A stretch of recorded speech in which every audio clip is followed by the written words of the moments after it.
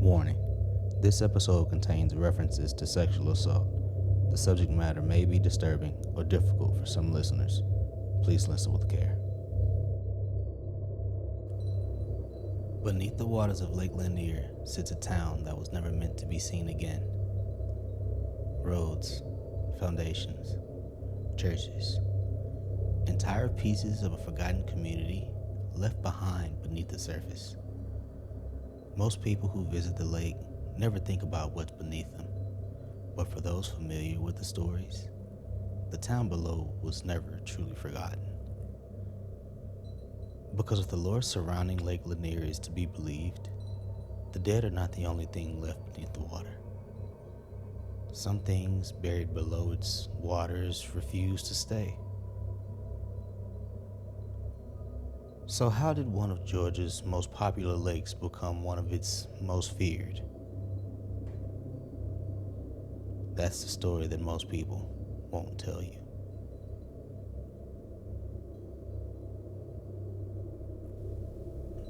Welcome to the Book of Lore.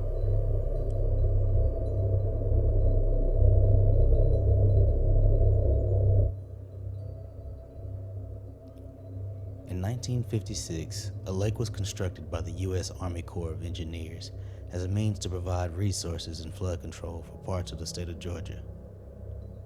It contains almost 700 miles of shoreline set above sea level to protect the metro Atlanta area from the north, as well as providing people from far and wide a nice way to spend a hot summer day. Many people enjoy the beaches on holidays, bringing out their boats and barbecue to enjoy the man-made Georgia oasis. But what they won't tell you is that what lies beneath is rumored to still be there, because only now it's trying to replace the lives that once filled its streets, that were taken from the people of Oscarville, Georgia. Before the city met its tragic end, Oscarville was known as a small but thriving agricultural community in northeastern Forsyth County.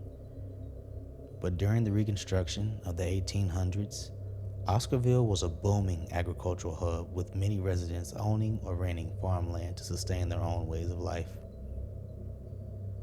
By 1911, the city had grown to around 1,100 residents, with many outright owning their land, an achievement that was unfortunately rare for black communities living under Jim Crow laws. Families came together to teach the kids in one-room schoolhouses. They worshiped in churches built with their own hands. Children attended schools where neighbors often knew one another by name, and farmers worked fields that had been passed down through the generations.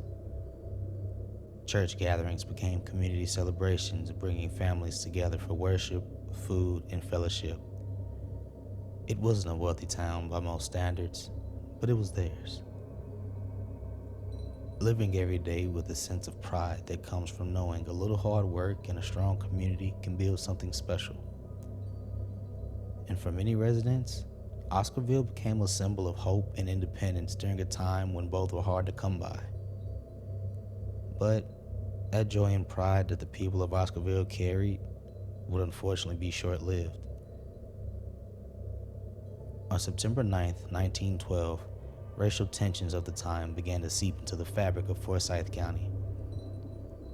And it all came to a head when an 18-year-old woman named May Crow was brutally raped and murdered near Brown's Bridge on the banks of the Chattahoochee River just outside of town.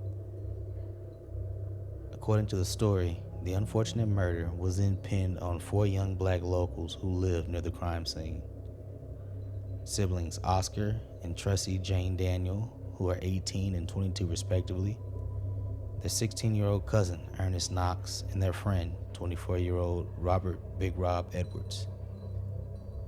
Soon after, Big Rob was arrested for the sexual assault and murder and taken to the county jail in Cumming, Georgia. In the early morning hours, a loud noise could be heard from the entrance of the jail, and to Big Rob's horror, this is the last thing he would see. A mob enters the cell area, all clamoring to get to Rob. Then, a shot rang out, and the room went silent, with Rob dropping to the floor soon after. The mob grabbed his lifeless body, parading him through the streets of the once proud town where they hanged him for all to see. A month later, cousins Oscar Daniel and Ernest Knox appeared in court for the murder of Maycrow. Within an hour, they were found guilty and sentenced to hang, with 5,000 spectators set to view their demise. Thankfully, if we're able to appreciate a sliver of a silver lining, Jane Daniels, Oscar's sister, had her charges dismissed, though it was widely believed that all three boys were innocent. Mobs calling themselves Night Riders descended on the once proud community, going door to door, torching homes, burning down prospering black businesses, and setting churches ablaze, with many longtime residents being driven out at gunpoint away from the only home they'd ever known, displacing 250 families and leaving roughly 50,000 acres of farmland either destroyed or unattended, forcing residents to flee to nearby Gainesville or swim across the Chattahoochee to freedom, leaving behind the town they had spent generations building, and free to later be bought and sold to people who mean the town no good. Though, after these events, some residents remained. Unfortunately, in the early 1950s, even they were no longer safe from forced removal of their homes, as the U.S. Army Corps of Engineers began acquiring land through eminent domain, forcing the remaining residents of the once proud farmland to be removed from their homes. In 1956, the decision was finally made, and the once great town of Oscarville was flooded, erasing an African American landmark that meant so much to so many people for so long. In a decision that still raises questions today, many structures were simply left behind beneath the rising water.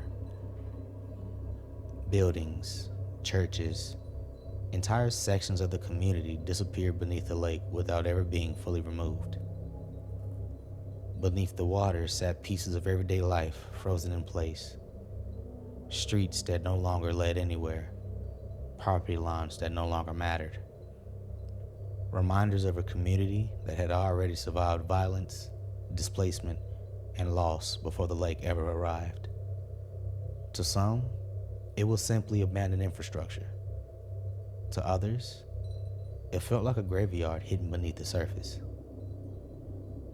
exhuming and reinterring more than 700 graves, leaving many unfortunate souls to remain unmarked and forgotten in the murky depths below.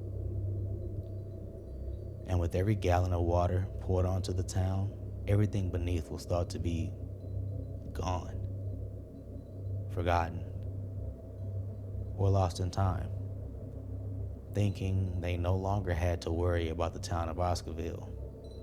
But oh, how wrong they were.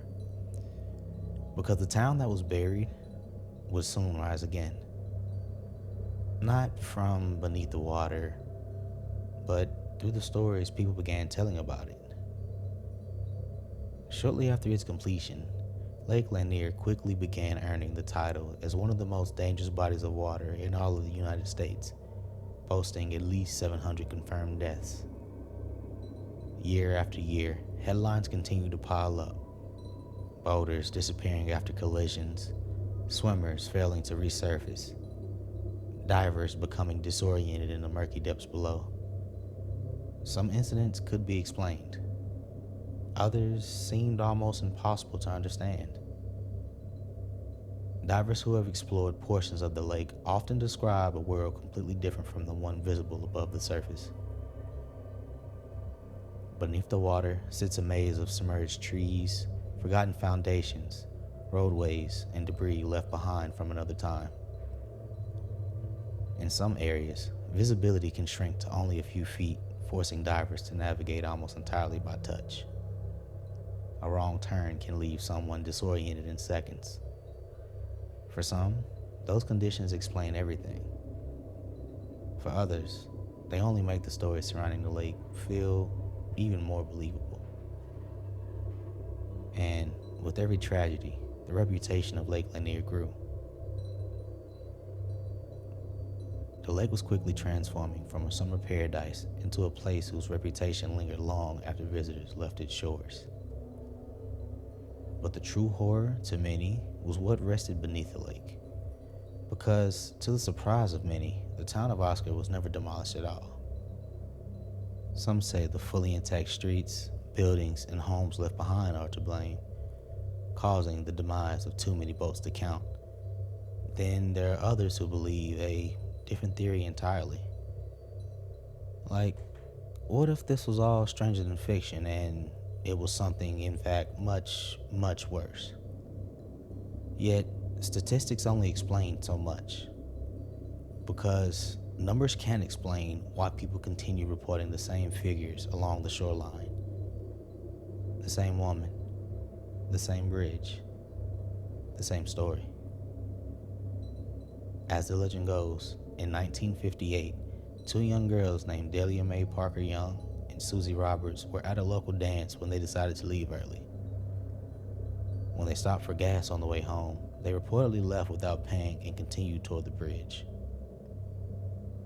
They were driving across the bridge when somehow they spun out, losing control of the car and plummeting into the lake's icy depths below. When the girls failed to return home, concern quickly turned into panic. Family members searched for answers. Friends wondered where they could have gone. But despite the growing concern, there were very few clues to follow. No wreckage, no bodies, no clear indication of what had happened that night. Rumors began circulating throughout the community. Some believed the girls had simply left town. Others feared something far more sinister had happened along the dark roads surrounding the lake. Days turned into weeks, weeks turned into months, and eventually, the disappearance became one more unanswered mystery tied to Lake Lanier. For decades, their fate remained unknown, leaving behind a question that nobody seemed able to answer. What really happened on that bridge? About a year later, a fisherman was out on the lake when he came across something floating in the water. As he drifted closer, the shock and horror began to slowly set in. He took his oar and positioned it in the water to turn over the mass, confirming the fear that had already begun to form in his mind. This wasn't just a mass floating aimlessly in the lake. This was a body. The fisherman brought it back to shore and notified the police, but no one could identify the unfortunate soul. It wasn't until 1990 when officials discovered a 1950s Ford sedan at the bottom of the lake with the remains of Susie Roberts still inside that they were able to ID Delia Mae Parker Young, who was found about 30 years earlier. But to anyone familiar with the lake, the story, the area, they already knew who she was. How, you may ask? Her ghost was known to be seen still in her blue dress, wandering near the bridge at night with handless arms, waiting to drag unsuspecting swimmers down into its murky depths below. Witnesses claim she appeared suddenly near the shoreline before vanishing without a trace. Others reported catching sights of her near Brown's Bridge, only to find nobody there when they looked again. Over the years, the sightings became so common that locals eventually gave her a name: the Lady of the Lake. Other people have reported seeing a shadowy figure sitting alone on a raft, inching himself closer and closer across the water with a long pole, holding up a lantern to see his way to the other side. There are some who believe the lake to be haunted by the souls of 27 victims who died on it over the years, whose bodies have never been found. Similar to Delia Mae Parker Young, it is believed their souls linger to drag unsuspecting swimmers down to the city left behind. Some believe the souls of the missing still wander the submerged streets beneath the lake, though not all locals to the area believe in the hauntings and lore surrounding it. They do believe that something is wrong because, no matter how you slice it, 700 deaths in less than 70 years is extremely alarming, with over 200 deaths being reported since 1994 alone. When initially asked about the potential issues leaving the city behind could cause, the Army Corps of Engineers believed that the town wouldn't cause any harm at all. They stated the lake wasn't constructed for recreational activities. It was meant to supply water from the Chattahoochee River to towns and cities in Georgia. Many believe the real mystery behind the lake isn't rooted in ghosts at all, but in practical dangers such as strong currents, submerged structures, poor visibility, sudden drop-offs, and unfamiliar terrain hidden beneath the water.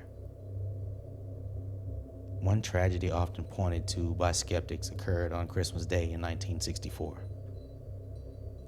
Two families were traveling together when their vehicle approached one of the bridges crossing the lake. For reasons that remain unclear, the driver lost control. The vehicle crashed through a barrier and plunged into the freezing waters below. Rescue crews rushed to the scene, but the conditions worked against them. Dark, cold temperatures, murky water. By the time the search was complete, 7 people had lost their lives. It remains the deadliest single-day tragedy in Lake Lanier's history. And to many investigators, incidents like this offer a practical explanation for the lake's grim reputation. Dangerous roads, low visibility, unforgiving water.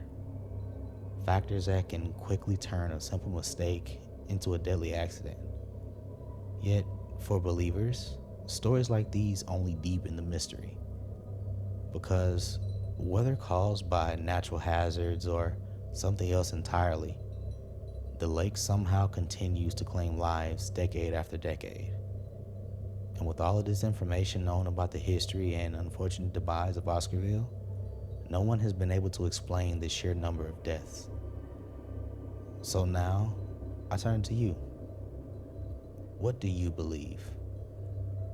Is Lake Lanier simply a dangerous body of water built over a forgotten tragedy? Or has something from Oscarville refused to stay buried? Let me know what you think. Meet me back here next week as we dive into another entry of the Book of Lore. And until next week, stay safe and watch out, because the dead don't stay buried. Before we close this entry, I'd like to hear from you. Every town has its stories. A haunted road nobody drives after dark, a local legend passed down for generations, an encounter someone swears really happened. If there's a legend from your hometown, a strange experience you've lived through, or a story you'd like to see explored in a future entry of the Book of Lore, send it my way. Some stories refuse to stay buried. Yours might become the subject of a future entry. So until next time, keep turning the pages. New episodes of the Book of Lore release every Tuesday. Please rate, follow, and review. It greatly helps the show. Have any other lovers of lore in your life? Share with your friends, family, and loved ones to help the show become a place for lovers of the spooky, mythical, and creepy to come together. You can follow the show on Instagram, TikTok, and Threads at Book of Lore Pod. Have a great week, and thanks for listening.